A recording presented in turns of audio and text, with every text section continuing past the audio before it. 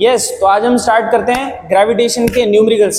बहुत दिन से आप लोग बोल रहे थे मुझे कि सर पूरा ग्रेविटेशन चैप्टर हो गया बट न्यूमेरिकल्स नहीं हुए अभी तक अनसॉल्व वाले, तो आज वही करने जा रहे हैं हम। और ये पहला क्वेश्चन दिख रहा है आपको, महाराष्ट्र स्टेट बोर्ड का ये लेक्चर है, तो बच्चे बिल्कुल फॉलो करो एंड सब्सक्राइब करो।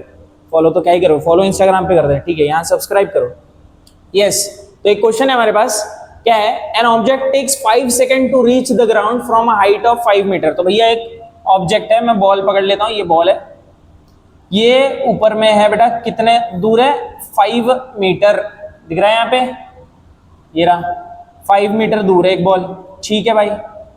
और इसको यहां से यहां पहुंचने के लिए बेटा लग जाते हैं 5 सेकंड। कितने सेकंड? 5 सेकंड। फ्री फॉल है, किसी ने फेंका नहीं है बॉल, ठीक है ना, फ्री फॉल है, फ्री फॉल। फ्री फॉल का आप समझते होंगे इनिशियल वेलोसिटी क्या हो जाता है उसके लिए, 0।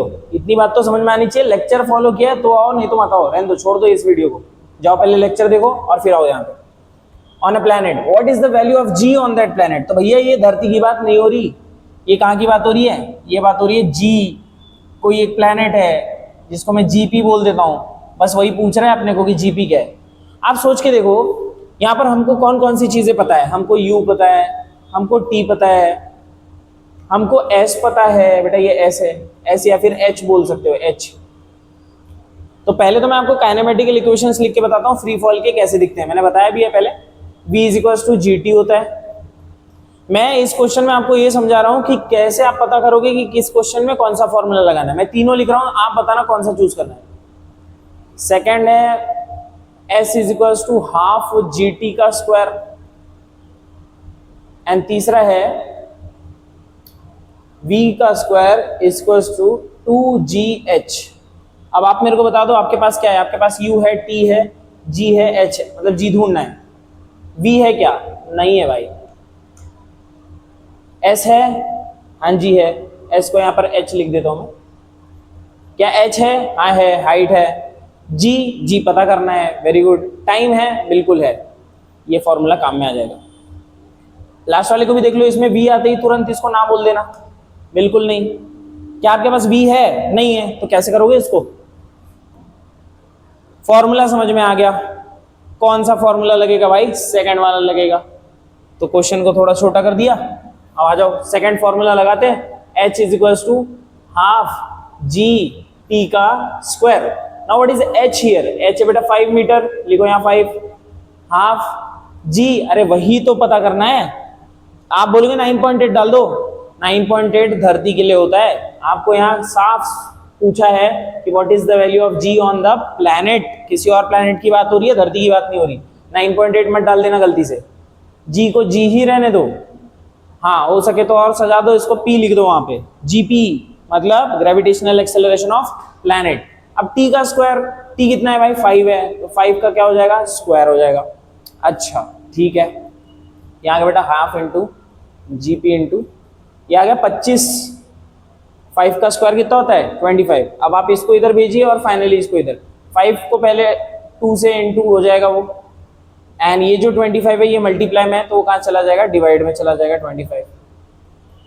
तो जीपी आ चुका है, यहां से देखो 5 1 जा 5, 5 5 जा 25। क्या आ गया GP? 2/5।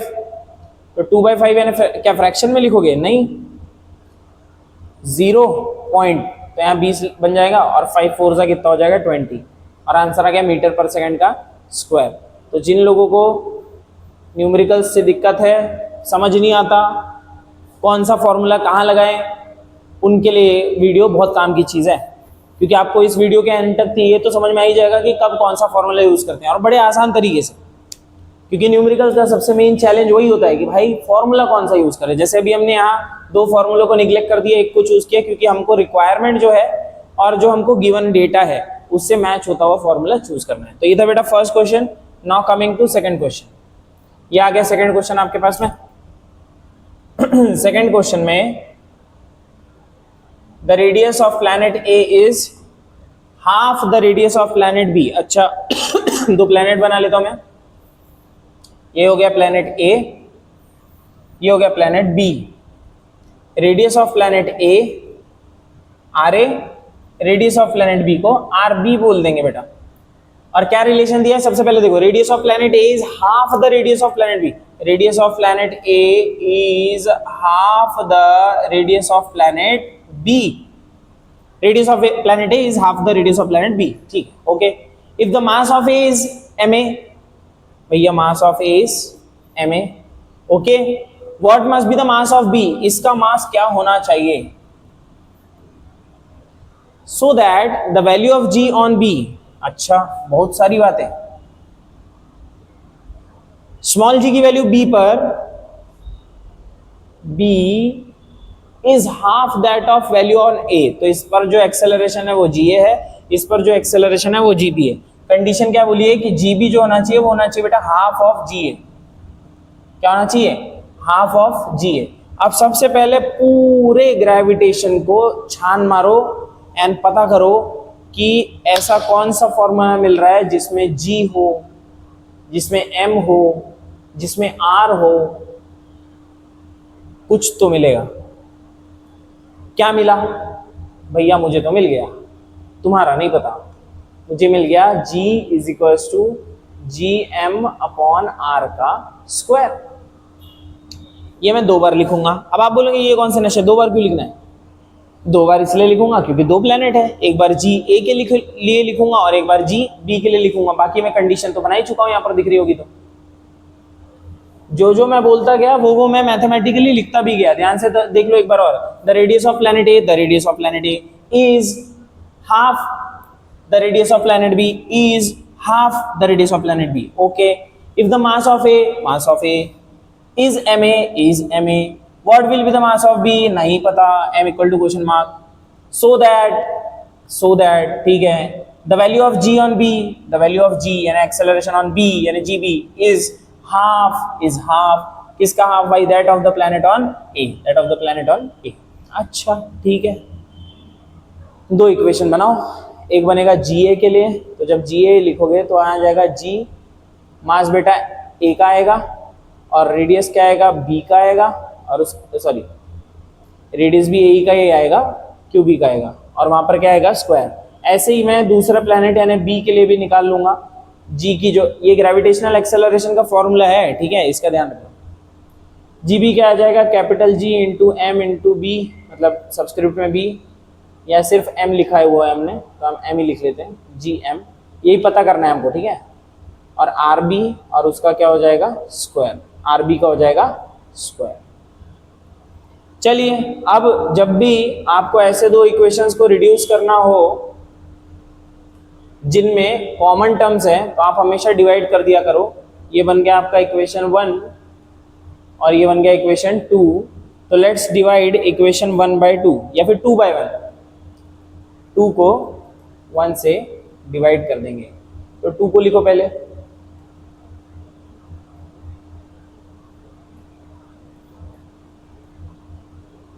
Divide by g A divide by g M upon R A का स्क्वायर।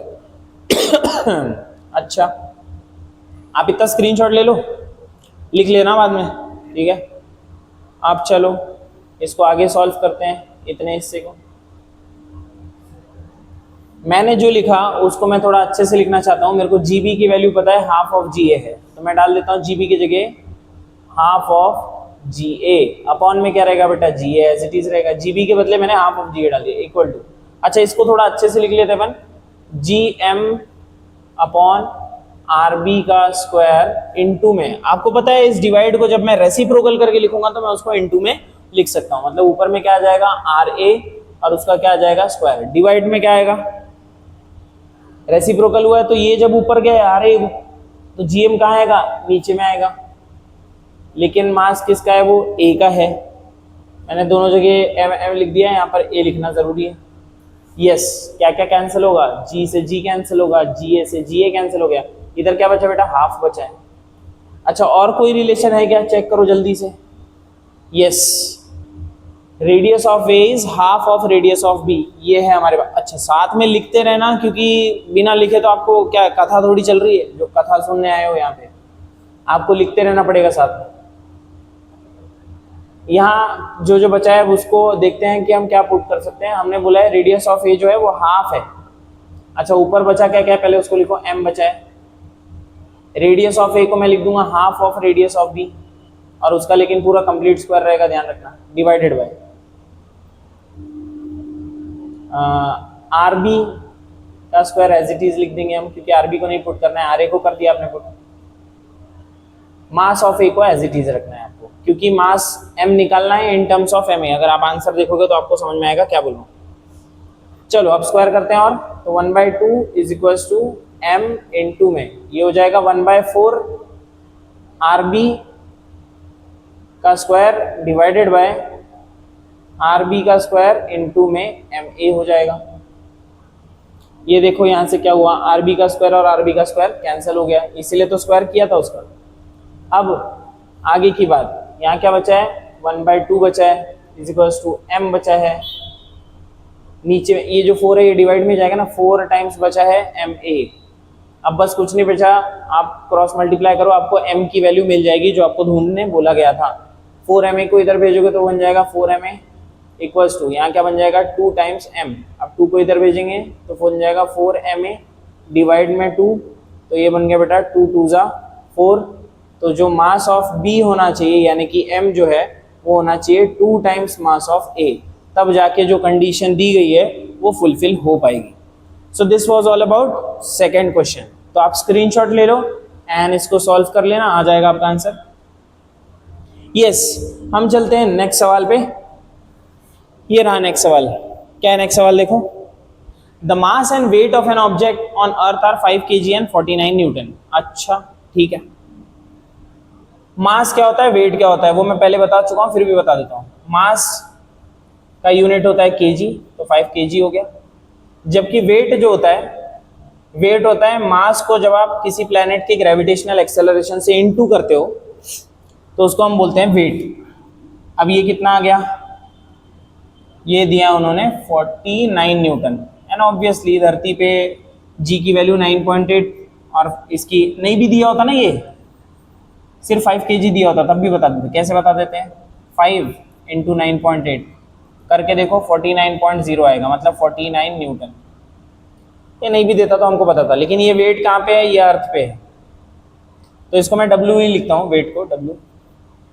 अब क्या बोलता है देखो, what will be there values on the moon. अरे भाई ऑन मून, ओके देख लेते हैं। मून पे जो मास है तो सेम ही रहेगा ना, mass is universally constant. Weight में फर्क आता है क्योंकि वेट में मास के साथ साथ जी पे भी फर्क आता है। अब किसी और प्लेनेट में जाओगे तो उसका जो ग्रेविटेशनल एक्सेलरेशन है वो अलग रहेगा, तो इसका मतलब मास चेंज होने वाला नहीं है। तो मून पे मास की वैल्यू तो भैया वही रहेगी 5 kg। लेकिन अगर हम वेट की बात करेंगे, ये ध्यान रखना कि हम किसकी बात कर रहे हैं, हम ऑन मून बात कर रहे हैं। तो वेट जो होगा वो होगा mass into gravitational acceleration of moon, जिसको मैं W डैश बोल रहा हूँ। डैश इसलिए क्योंकि वो यहाँ का W और वहाँ का W दोनों अलग अलग चीज़ हैं। ये W कहाँ पर है, ये अर्थ के सरफेस पे जो वेट होगा वो है। हम क्या कैलकुलेट कर रहे हैं, मून के सरफेस पे जो वेट आएगा वो, इसलिए मैंने उसको W डैश बोला है, नया वेट। और वहाँ की जो ग्रेविटेशनल एक्सेलरेशन है वो भी अलग होती है, G डैश। अच्छा मुझे एक चीज दे रखी है कि जो मून पे एक्सेलरेशन है वो 1/6 होता है धरती के मुकाबले, तो मैं लिखूंगा इसको m इंटू 1/6, या ऐसे लिख देता हूँ G/6। धरती का जो ग्रेविटेशनल एक्सेलरेशन है उसको G से डिनोट करते हैं ना, तो G/6 हो जाएगा। G डैश की वैल्यू हो गई G/6। अच्छा क्या आया नया वेट आया mg/6। अच्छा mg को तो मैं जानता हूँ यार, कितना है mg, 49 न्यूटन है। अच्छा डिवाइड बाय 6 कर दो, तो नया जो वेट आएगा बेटा वो कितना आएगा, ध्यान से देखते रहना। बस आपको 49 को 6 से डिवाइड कर लेना है। क्या करोगे 6 से डिवाइड करने पर, 6 7 जा 42, अरे 6 8 जा ले सकते, सॉरी ये हो गया 6 डिवाइड बाय, मतलब 49 डिवाइडेड बाय 6 है। 6 8 जा 48 लेंगे आप, माइनस करोगे तो 1 आएगा, फिर लोगे आप 0 तो आ जाएगा 6 6 जा, सॉरी 6 1 जा, 6 1 जा 6 हो जाएगा, माइनस करोगे तो आ जाएगा 4, फिर क्या लोगे 0 लोगे, 6 6 जा 36, माइनस करोगे 4 लोगे, फिर 0 लोगे, 6 6 जा 36, मतलब ये आंसर आते ही जाएगा। डब्ल्यू डैश की वैल्यू आ चुकी है, वो आ चुकी है 8.1666 dot dot dot dot dot, या फिर राउंड ऑफ अगर आप कर दो तो बन जाएगा 8.17 और यूनिट बन जाएगा न्यूटन। तो ये है weight of that object on the moon. आप जल्दी से इसका स्क्रीनशॉट ले लो, फिर हम ताकि चले नेक्स्ट क्वेश्चन के ऊपर। ओके, सो ये रहा हमारा नेक्स्ट क्वेश्चन। क्या है नेक्स्ट क्वेश्चन, देखो। An object thrown vertically upwards reaches a height of 500 metre. भैया एक ऑब्जेक्ट है, ऑब्जेक्ट मतलब बॉल समझ लो तुम, बॉल को फेंका है, कितने से फेंका है नहीं मालूम, पूरे सवाल में पढ़ लेते हैं। An object thrown vertically upwards reaches a height of 500 metre. तो भैया हाइट कितनी रीच कर रहा है वो तो बता दिया उन्होंने, तो ये हमारे लिए एच का काम करेगा, हाइट का 500 metre. What was its initial velocity? बोला ना इनिशियल वेलोसिटी पूछा है उसमें। How long will the object take to come back to the earth, मतलब जाके वापस आने के लिए कितना टोटल टाइम लग जाएगा वो आपको पूछा है, मतलब कैपिटल टी पूछा है। अच्छा एक चीज और समझना, जाने का समय और आने का समय दोनों सेम होता है। तो अगर आप टोटल टाइम निकालना चाहते हो तो आप किसी भी एक समय को निकाल लो और उसको क्या कर दो, डबल कर दो, क्योंकि जाने का समय यानी time of accent, time of accent और टाइम ऑफ डिसेंट दोनों क्या हो जाता है, सेम हो जाता है। इसलिए आप एक टाइम निकालो जाने का सिर्फ और उसको डबल कर देंगे। लेकिन पहला काम तो है आपका यू निकालना है। अब चेक करो आपके पास क्या क्या है। आपके पास एच है, जी आपको बोला है 10 ले लो तो जी भी है भाई, जाने अनजाने में आपके पास वी भी है, क्योंकि जब किसी चीज को ऊपर फेंकोगे तो ये ऐसे जाएगा, थोड़े से समय के लिए नीचे गिरने से पहले वो क्या, उसकी वेलोसिटी फाइनल क्या हो जाएगी, 0।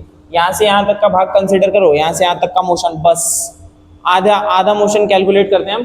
तो हमारे पास में क्या क्या है देखो, हमारे पास में v है, हमारे पास में g है, हमारे पास में h है और u निकालना है। तो क्या हमारे पास कुछ काइनेमेटिकल इक्वेशन है, चलो चेक करते हैं। एक तो पहला होता है v equals to u plus at। अच्छा यहाँ पर हर जगह माइनस आएगा, क्योंकि हम बात कर रहे हैं ग्रेविटेशनल एक्सेलरेशन की और वो हमेशा डाउनवर्ड होता है, तो डाउनवर्ड की वजह से उसका साइन क्या होता है, माइनस होता है। तो एक तो ये हो जाएगा u माइनस जी टी, एक हो जाएगा s is equals to u t minus half g t का स्क्वायर। हर जगह माइनस क्यों आ रहा है समझ रहे हो ना, क्योंकि नीचे से ऊपर जाते वक्त वेलोसिटी घटती है और घटने के लिए हमेशा माइनस लगाते हैं। वैसे भी g का डायरेक्शन नीचे होता है, नीचे की साइन माइनस होती है। एंड v का स्क्वायर इक्वल टू क्या हो जाएगा, u का स्क्वायर माइनस में 2gh। अब फिर से वही बात आ जाती है कि हम कैसे डिसाइड करें, क्या आपके पास t है, t मतलब टाइम, नहीं भाई t निकालना है तो जहां पर भी t है उसको तो हटा ही दो। हाँ ये वाला कुछ काम का लग रहा है। v है आपके पास, है, u निकालना है, हाँ है, g पता है, h पता है, तो yes this will be the formula which we will be using to calculate the answer. Okay चलो वैल्यूज पुट करते हैं। पहले फॉर्मूला फिर से लिख लेता हूँ, v का स्क्वायर इक्वल टू u का स्क्वायर माइनस 2gh। v की वैल्यू क्या डालनी है, 0, u की वैल्यू क्या डालनी है पता नहीं है, तो u का स्क्वायर डालो, 2 इंटू जी की वैल्यू कितनी है 10 है और इसकी कितनी है 500 मीटर है, तो u का स्क्वायर माइनस, इसको अगर आप ध्यान से देखो 10,000 आ जाएगा, क्योंकि 500 का डबल करोगे 1000 होगा, 1000 इंटू 10 यानी 10,000 हो जाएगा, और इधर साइड क्या है 0। आपको u निकालना है, तो u निकालने के लिए आप क्या करोगे, u निकालने के लिए हम 10,000 को इधर भेज देते हैं, तो ये आ गया 10,000 इक्वल टू u का स्क्वायर, ये हो जाएगा 100 का स्क्वायर इक्वल टू u का स्क्वायर, स्क्वायर और स्क्वायर कैंसिल, तो u का वैल्यू आ गया मेरे पास में 100 मीटर पर सेकेंड। एक बार u आ गया तो हम इसमें या इसमें वैल्यू डाल के, u की वैल्यू डाल के हम टाइम निकाल सकते हैं। टाइम एक बार आ गया एसेंड का टाइम अगर आ गया जाने का टाइम, तो वापस आने का टाइम भी आ जाएगा, डबल करना है बस। तो चलो टाइम निकालने के लिए हम फर्स्ट इक्वेशन का यूज कर लेते हैं, v is equals to u minus g t. तो v तो 0 है मालूम है हमको, u अभी निकाला फ्रेश 100 माइनस g कितना है 10 है, टाइम निकालना है। ये इधर जाएगा 10t तो प्लस 10t बन जाएगा और इक्वल टू क्या आ जाएगा 100। t इक्वल टू क्या आ गया 100 डिवाइडेड बाई 10, इसमें 0 0 कैंसिल आके आंसर आ गया 10 सेकेंड। अच्छा जाने के लिए 10 सेकेंड लगे हैं, तो टोटल टाइम यानी कैपिटल T हो जाएगा 2 times 10, that is how much 20 second. तो आपके यहाँ पर दो आंसर्स आ चुके हैं, एक तो ये है 20 सेकेंड और एक तो ये है 100 मीटर पर सेकेंड। आप इसका भी स्क्रीनशॉट ले लो, हम चलते हैं नेक्स्ट सवाल पे।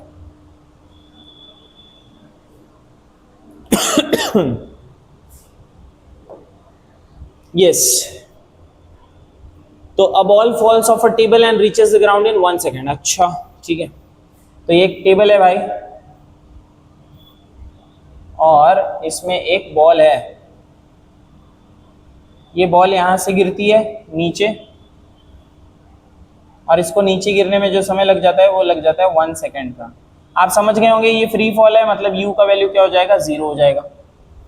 तो अपने जो काइनेमेटिकल इक्वेशन है फ्री फॉल के लगा सकते हो आप, ठीक है। अज्यूमिंग g इक्वल्स टू 10, तो जो नीचे गिरने का जो एक्सेलरेशन है उसको बोल रहे हैं कि 10 मीटर पर सेकेंड मान लो, मीटर पर second square. Calculate its speed on reaching the ground, मतलब जब ये जमीन को टक्कर मारेगा तो v निकालना है आपको। अच्छा बहुत आसान काम है वैसे ही, ठीक है। Ground and height of the table भी निकालना है, मतलब h निकालना है आपको। तो दो चीजें निकालनी है, पहले चलो v पे फोकस करते हैं। तो हमारे पास फ्री फॉल के जो इक्वेशन है फटाफट लिख देता हूँ। v is equals to gt हो जाएगा, h is equals to half gt का स्क्वायर हो जाएगा और v का स्क्वायर इक्वल टू 2gh हो जाएगा। मैं पहला यूज कर सकता हूँ क्योंकि मेरे पास टाइम है, मेरे को हाइट नहीं दी गई है तो मैं ये यूज नहीं कर सकता, हाइट नहीं है तो ये भी यूज नहीं कर सकता। पहले मैं टाइम निकाल लेता हूँ, टाइम नहीं सॉरी वेलोसिटी। तो फाइनल वेलोसिटी हो जाएगी g इंटू टी जो कि हो जाएगी 10 इंटू 1 जो कि हो जाएगी 10 मीटर पर सेकेंड। एक बार v आ गया तो आप फिर उसके मदद से ये वाला फॉर्मूला यूज कर लोगे एंड आपके पास में h भी आ जाएगा। तो मेरे पास में क्या है इक्वेशन है, v का square equals to 2 times g into H. v यानी 10 हो गया, 10 का square equals to 2 into g की वैल्यू 10 हो गई, इंटू में बेटा h आ गया। 10 का स्क्वायर क्या हो जाता है 100, डिवाइड में क्या आने वाला है 2 10 20 आने वाला है, इक्वल टू क्या आ गया h। तो आप बहुत अच्छे से समझ पा रहे होंगे हाइट की वैल्यू कितनी आ चुकी है 5, हाइट की वैल्यू आ चुकी है 5 मीटर। तो यस यहाँ पर दो चीजें काम की थी, मेरे को पूछा था फाइनल वेलोसिटी कितनी हो जाएगी, वो आ गई 10 मीटर पर सेकेंड, एंड मुझे पूछा था हाइट कितना हो जाएगा, तो हो गया 5 मीटर। ओके ठीक है, चलते हैं हमने। अच्छा इसका स्क्रीनशॉट ले लो जिसको चाहिए जल्दी से। आई होप सभी समझ पा रहे होंगे कि फॉर्मूला कैसे यूज करना है। मैंने बोला था आपको, वादा किया था कि वीडियो के एंड तक आपको जो फॉर्मूला पता नहीं चलता है कि कौन सा फॉर्मूला यूज किया जाए वो आप आसानी से पता चल जाएगा। थोड़ी सी आपको प्रेजेंस ऑफ माइंड रखनी पड़ेगी, ठीक है। चलो इसको देखते हैं, देख लो क्या क्वेश्चन है। The masses of earth and moon are this, ठीक है। डिस्टेंस, अरे यार ये तो इस पर बेस्ड सवाल है यार, ये दो ऑब्जेक्ट्स के बीच में हमको ये निकालना है, फोर्स निकालना है। Masses of earth and moon दिया है, ये हो गया अर्थ और ये हो गया मून। थोड़ा बड़ा बना लेते हैं इसको, अर्थ ये हो गया मून। दोनों के सेंटर्स के बीच का डिस्टेंस दे रखा है आपको जो हमारे लिए आर का काम करेगा 3.84 इंटू में 10 का पावर 5। बड़ी इंपॉर्टेंट चीज यहाँ पे जहाँ बच्चे फंसते हैं, किलोमीटर है, इसको जब तक तुमने मीटर में कन्वर्ट नहीं किया तब तक तुम सॉल्व नहीं कर सकते। ऐसा ही सिस्टम में सॉल्व करना होता है इसको। तो आप कर लो 3.84 इंटू में 10 का पावर 8 मीटर हो जाएगा। अब आप बोलेंगे 8 कहाँ से आ गया, किलोमीटर में k जो होता है इसका मतलब 1000 होता है, 1000 मतलब 10 का पावर 3। 5 ऑलरेडी पावर है 10 का, 3 और आ जाएगा तो कितना बन जाएगा 8। ये अगर आपने नहीं किया इस क्वेश्चन में तो आपका खेल खत्म, आप वो क्वेश्चन को सॉल्व भी नहीं कर पाओगे, कितना मर्जी कर लो 10 का पावर आपका गलत ही आएगा। अच्छा और क्या दिया, इसका मास दिया भी है और हमको पता भी होना चाहिए कि 6 इंटू 10 का पावर 24 kg होता है इसका मास।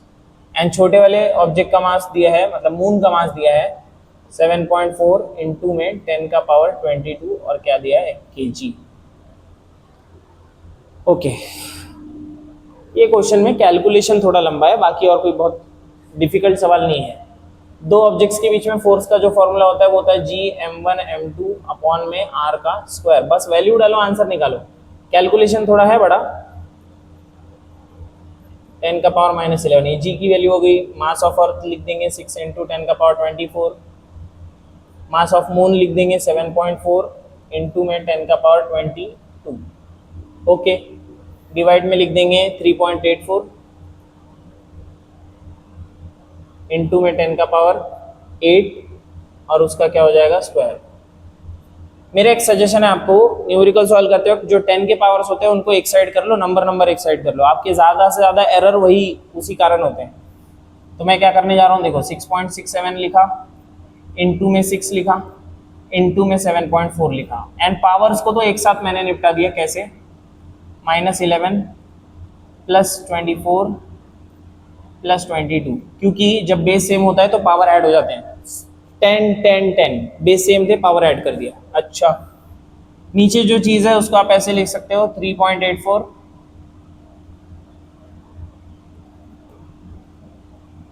इंटू में 3.84। स्क्वायर का मतलब होता है 2 बार लिखना, और 8 को जब 2 बार लिखोगे तो 8 प्लस 8 करोगे, फाइनली कितना हो जाएगा 16 हो जाएगा। अब इन नंबर्स को हम इंटू कर लेंगे। अच्छा, एक चीज़ और, इसके पीछे कुछ नहीं है तो क्या है, एक जीरो लगा देता हूँ रेड से, ताकि आपको पता चले कहाँ चेंज किया है। क्यों लगाया? 2 नंबर पहले पॉइंट इसमें था, 2 नंबर पहले पॉइंट था, कट गया। इसमें 2 नंबर पहले था लेकिन इसमें एक ही नंबर पहले था, तो मैं 4 के बाद तो कितने भी जीरो लगा सकता हूँ, जितनी मेरी मर्जी। तो मैंने एक जीरो लगा दिया ताकि 2 हो जाए, यहाँ पर भी 2 हो जाए। अब मैं इसको कैंसिल कर दूंगा। अब देखो कितना अच्छा बचा है। 667 को 6 से इंटू करना है, फिर उसको करना है 740 से इंटू, 740 से, और 10 का पावर देखो क्या हो जा रहा है, 22 और 24 हो गए 46, 46 में से 11 गया तो 35, और साइन लग जाएगा बड़े नंबर का यानी कि प्लस का।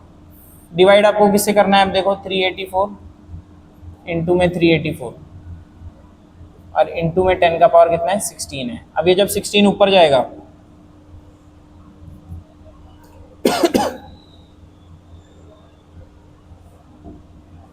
ये सबको इंटू कर लेते हैं पहले। 6 7 जा 42 का 2, 6 4 कैरी, 4 4 कैरी, 6 6 जा 36 प्लस 4 40, 40 का 0, 4 4 कैरी, 6 6 जा 36 प्लस 4 40, ये आ गया 4002।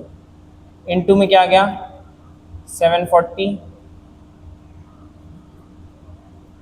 अच्छा, 10 का पावर ध्यान से देखो, ये जो 35 है ये जब 16 ऊपर जाएगा तो माइनस में जाएगा, तो ऐसे हो जाएगा। एंड डिवाइड में क्या है देखो, इन दोनों का इंटू करना पड़ेगा अभी अपने को। 384 इंटू 384 आपको इंटू करना ही पड़ेगा, उसके सिवा कोई ऑप्शन नहीं है, ठीक है। 4 4 जा 16 का 6, 1 4 कैरी, 4 8 जा 32 प्लस 1 33 का 3, 3 4 कैरी, 4 3 जा 12 प्लस 3 15, 8 से करेंगे 8 4 जा 32 का 2, 3 4 कैरी, 8 8 जा 64 प्लस 3 67 का 7, 6 4 कैरी, 8 3 जा 24 प्लस 6 30, 3 4 जा 12 का 2, 1 4 कैरी, 3 8 जा 24 प्लस 1 25 का 5, 2 4 कैरी, 3 3 जा 9, 9 प्लस 2 11, तो ये आ गया 6, ये आ गया 5, 14 का 4, 1 4 कैरी, 6 प्लस 1 7, ये 4, ये 1, तो 1 4 7 4 5 6 4 5 6, तो 1 4 7 4 5 6 ये आ गया है नीचे में नंबर। अब इतने का आप पहले स्क्रीनशॉट ले लो, इतना स्क्रीनशॉट लो आप पहले।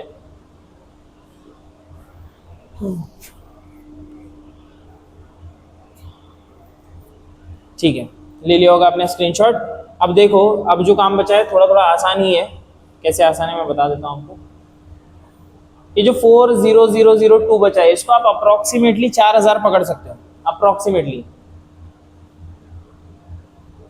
तो 4000 इंटू 740 इनटू में 10 का पावर क्या हो जाएगा उसको भी ध्यान से देख लो। 35 माइनस 16 कितना हो जाएगा? 19 हो जाएगा ना। 35 माइनस 16 करोगे तो कितना हो जाएगा? 19 हो जाएगा। डिवाइड में 147456 147456। अच्छा, इसको इंटू करना आसान है। 7 4 जा कितना हो जाएगा? 16 का 6 1 फॉर कैरी, 4 7 जा 28 प्लस 1 कितना हो जाएगा? 29। 1 2 3 4 4 जीरो लग जाएगा, 1 2 3 और ये 4। इंटू में क्या आ जाएगा? 10 का पावर 19 एज इट इज रखो। डिवाइड में क्या आ जाएगा? देखो 147456। अब हमको फाइनली करना है डिवाइड, तो आप करो इसको डिवाइड।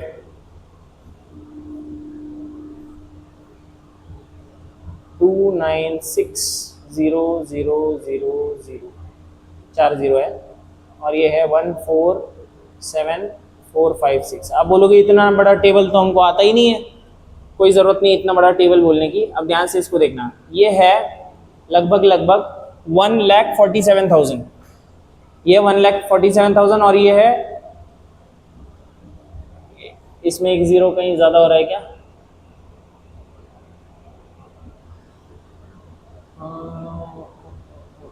ठीक है, देख लेंगे इसको। आप यहाँ तक देखो कितना हो रहा है, 2,96,000। 1,47,000 का लगभग डबल करने पर वो 2,96,000 के आसपास आ जाएगा। तो आपको टेबल याद होने की जरूरत नहीं है 1,47,000 का। आपको इतना तो समझ रहा ना कि डबल करने से ही आएगा। अगर आप ट्रिपल कर दोगे तो ये 1.5 लाख के आसपास है, ट्रिपल कितना हो जाएगा? 4.5 लाख के आसपास पहुंच जाएगा। तो आपको तो 2 लाख मतलब 3 लाख के पास पहुंचना है। तो आप इसको कितने से डबल कर दोगे? डबल करो, 2 6 जा 12 का 2 1 फॉर कैरी, 2 5 जा 10 प्लस 1 11 का 1 1 फॉर कैरी, 2 4 जा 8 प्लस 1 9, 2 7 जा 14 का 4 1 फॉर कैरी, 2 4 जा 8 प्लस 1 9 एंड 2 1 जा 2। देखो कितना बढ़िया आंसर है। ये है 2,96,000 और ये है 2,94,902। तो कितना बढ़िया आपको नंबर मिल गया यहाँ पे। अब आप सब्ट्रैक्ट कर सकते हैं इसको। 10 बनाएंगे, 10 में से 2 गया तो 8। इसको आपको 9 बनाना पड़ेगा, 9 में से 1 गया तो 8। इसको भी 9 बनाना पड़ेगा, 9 में से 9 गया तो 0। इसको 5 बनाना पड़ेगा, 5 में से 4 गया तो 1, 9 में से 9 गया 0, 2 में से 2 गया 0, आ गया 1088। अब यहाँ पर 0 ले लूंगा मैं। आप देखो ये 10,000 है और ये 1.5 लाख है, नहीं ले पाओगे ना। 1 लोगे तो बड़ा हो जाएगा, 1 तो ले नहीं सकते। अच्छा हाँ, कुछ लोग क्या करते हैं, बोले सर एक और 0 उतार लो और यहाँ डेसिमल लगा लो। अरे पागलो, एक बार में एक ही 0 नीचे उतरता है तो 2 कहाँ से उतार लोगे तुम? एक बार में एक 0 उतर चुका है तो तुमको कोई ना कोई नंबर मल्टीप्लाई करना ही पड़ेगा। तुम इसी स्टेप में दूसरा 0 नहीं ला सकते हो। तो क्या करोगे? 0 सा कर दो। 0 सा कर दिया तो 0 आ गया, माइनस कर दो। ये आ गया 0, ये हो गया 8, ये हो गया 8, ये हो गया 0, ये हो गया 1। अब ले सकते हो तुम एक और 0, लेकिन अभी भी सोचो ना कितना हुआ। 1,08,000 ही हो पाया ना ये हमारा। तो अगर मैं 1 भी लूंगा तो बढ़ा जाए। अच्छा ये 0 था नहीं तो यहाँ पर क्या आ जाएगा बेटा? डेसिमल आ जाएगा। 0 था नहीं ना यहाँ पर, हमने लिया तो इसलिए वहां पर क्या आ जाएगा? डेसिमल। अभी भी ये छोटा है, अभी भी क्या लेना पड़ेगा? 0 सा। वैसे भी हमको अप्रोक्सीमेट ही करना है आगे चल के, तो हम इतने पे रुक जाएंगे। आंसर 20.0 पकड़ेंगे हम आंसर को। मैंने डिवाइड भी यहीं पे कर लिया है, आपको आंसर मिल गया होगा। हम जो निकाल रहे थे, यानी कि हम फोर्स जो निकाल रहे थे, दूसरे कलर से लिख देता हूँ, जो हम फोर्स निकाल रहे थे उसका आंसर आ चुका है 20.0 इंटू में 10 का पावर प्लस में 19। अब इसका डेसिमल अगर मैं एक नंबर इधर शिफ्ट कर देता हूँ तो ये 10 भी यहाँ पावर में ऐड हो जाएगा। एंड फाइनल आंसर आपका कुछ इस प्रकार दिखने वाला है, force is equals to 2 into 10 का पावर 20 और क्या आ जाएगा? न्यूटन। तो ये आपका फाइनल आंसर है, आप मैच कर सकते हो। तो आपने देखा नंबर्स जो है थोड़े मुश्किल ज़रूर है, बट हम अगर थोड़ा धैर्य रखें और क्वेश्चन को समझ के करें तो हम बड़े आसानी से आंसर तक पहुंच सकते हैं। तो आप इसमें आंसर को देख लो, स्क्रीनशॉट ले लो एंड आप इसको सॉल्व कर सकते हो बाद में। यस, तो ये था हमारा सेकंड लास्ट क्वेश्चन। अब बचा है लास्ट क्वेश्चन, तो उसको भी देख लेते हैं जल्दी से। वैसे मैं चाहूँगा कि ये एक क्वेश्चन तो भी आप ट्राई करो, क्योंकि जो मैं वीडियो रिकॉर्ड कर रहा हूँ वो कर रहा हूँ 10:15 बज चुके हैं अभी, एंड सुबह से पढ़ाते पढ़ाते हालत ख़राब हो गई है। तो आप एक क्वेश्चन खुद से ट्राई करो, एंड इसका जो आंसर है वो कमेंट सेक्शन में ज़रूर डालना। कमेंट सेक्शन में डालने का फ़ायदा ये है कि आप कुछ कर रहे हो, ये एटलीस्ट मुझे भरोसा होगा एंड मुझे मोटिवेशन मिलेगा आप लोगों को पढ़ाने का। सो प्लीज़ इसका वीडियो का जो आंसर आएगा, वीडियो का नहीं, इस क्वेश्चन का जो आंसर आएगा लास्ट में, वो कमेंट सेक्शन में ज़रूर लिखना। Thank you for today.